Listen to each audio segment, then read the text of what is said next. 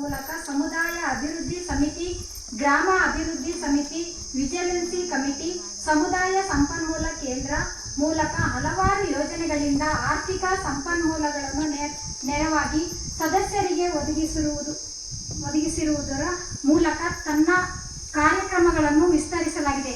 23-24ನೇ ಸಾಲಿನಲ್ಲಿ ಸಾಲೋಸ್ ಕಾರ್ಯಕ್ರಮದಲ್ಲಿ ಮಹಿಳೆಯರೊಂದಿಗೆ ಕೆಲಸ ಮಾಡಲು ಸಿಬ್ಬಂದಿಗಳು ನೇಮಕ ಮಾಡಿಕೊಳ್ಳಲಾಗಿದೆ.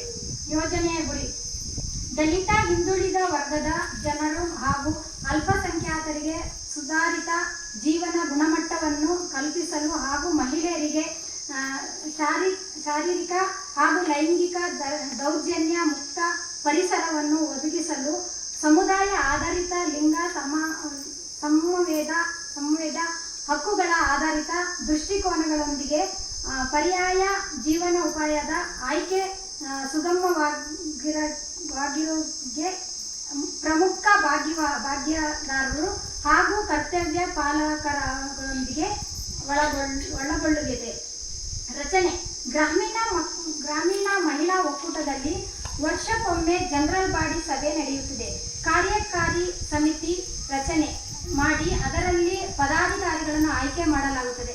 ಅದರಲ್ಲಿ ಅಧ್ಯಕ್ಷರು, ಉಪಾಧ್ಯಕ್ಷರು, ಕಾರ್ಯದರ್ಶಿಗಳು ಮತ್ತು ಖಜಾಂಚಿಯವರನ್ನು ಆಯ್ಕೆ ಮಾಡಲಾಗುತ್ತದೆ.